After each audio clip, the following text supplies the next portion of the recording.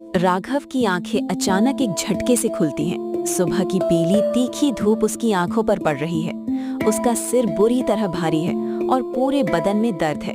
वो हाईवे के किनारे धूल और पत्थरों के बीच औंधे मुंह पड़ा हुआ है। उसकी मोटरसाइकिल यानी बाइक पास ही टेढ़ी गिरी हुई है। उफ, मेरा सिर। मैं यहाँ सड़क पर कैसे आया? कल रात क्या हुआ था? राघव लड़खड़ाते हुए खड़ा होता है। वो अपने चारों तरफ देखता है। कल रात जहां एक बड़ा और आलीशान सा दिखने वाला हाईवे ढाबा था, वहां आज सिर्फ राख और जली हुई लकड़ियों का एक कंकाल खड़ा है। हवा में अभी भी किसी चीज के जलने की सड़ी सी गंध आ रही है। राघव का दिल तेजी से धड़कने लगता है। नहीं, ये नहीं हो सकता। कल रात तो मैं यहीं था। वो ढाबा, वो लोग, क्या वो सब मेरा वहम था या कोई डरावना सपना? तभी राघव की नजर अपनी बाइक के पास पड़े चमड़े के काले बैग पर पड़ती है, जिसमें लाखों के जेवरात और कैश हैं। वो झपट कर बैग उठाता है।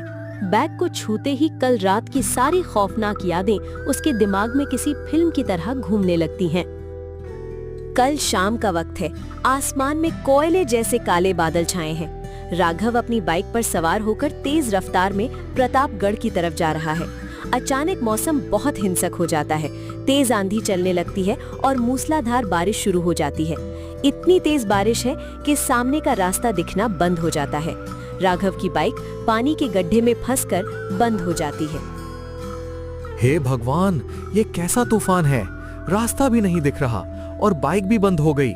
प्रतापगढ़ अभी भी 20 किलोमीटर दूर है। इस सुनसान जंगल वाले हाईवे पर मैं कहां जाऊं? कोई आसरा मिल जाए। राघव अपनी बाइक को घसीटते हुए आगे बढ़ता है। घने पेड़ों के बीच रास्ता और भी डरावना लगने लगता है। तभी उसे एहसास होता है कि वो मुख्य हाईवे छोड़कर किसी पुरानी कच्ची सड़क पर आ गया है। तभी पीछे से एक भारी और शांत आवाज आती है। इस मौसम में आगे जाना मौत को बुलावा देना है बाबूजी। राघव चौंककर पीछे मुड़ता है। घने अंधेरे और बारिश के बीच एक लंबा आदमी हाथ में छतरी लिए खड़ा है। उसने एक पुराना ओवरकोट पहना हुआ है। आप कौन हैं? मैं रास्ता भटक गया हूँ। मुझे प्रतापगढ़ जाना है। मेरा नाम विक्रम है। आगे का पुल टूट चुका है बाबूजी। पानी का बहाव बहुत तेज है। आप आगे नहीं जा पाएंगे। खुशकिस्मती से थोड़ी ही दूर पर मेरा विक्रम ढाबा है। चलिए, जब तक तूफान थमता नहीं वहीं रुक जाइए। राघव के पास कोई और रास्ता नहीं था। वो हामी भरता है और अपनी बंद बाइक को धकेलते हुए विक्रम के पीछे चल पड़ता है। जैसे जैसे वो विक्रम के करीब चलता है, उसे भीगी मिट्टी की महक के बीच एक अजीब सी जली हुई बदबू आने लगती है, जैसे कोई मांस जल रहा हो। दोनों एक बड़े पुराने स्टाइल के लकड़ी के ढाबे के सामने पहुंचते हैं।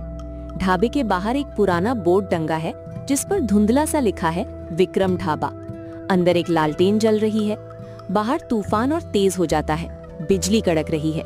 राघव अंदर एक खाट पर बैठ जाता है और अपने जेवरों वाले बैग को छाती से चिपका लेता है।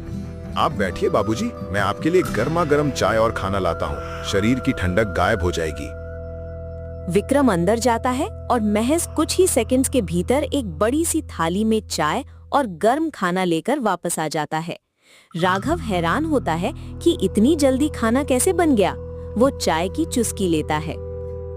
विक्रम भाई, इस सुनसान रास्ते पर तुम्हारा ढाबा, यहाँ कोई ग्राहक आता भी है क्या? पहले यहाँ बहुत रौनक थी बाबूजी। बसें रुकती थीं, ट्रक वाले आते थे। पर अब कभी कभी आप जैसे किस्मत के मारे ही यहाँ रास्ता भूल कर आते हैं। क्या मतलब? मतलब आज की रात आपको यहीं गुजारनी होगी। बाहर का तूफान अब थपने वाला नहीं है। राघव खिड़की से बाहर देखता है। पेड़ हवा में बुरी तरह झूल रहे हैं, लेकिन तभी राघव की नजर अंदर जल रही लालटेन पर पड़ती है।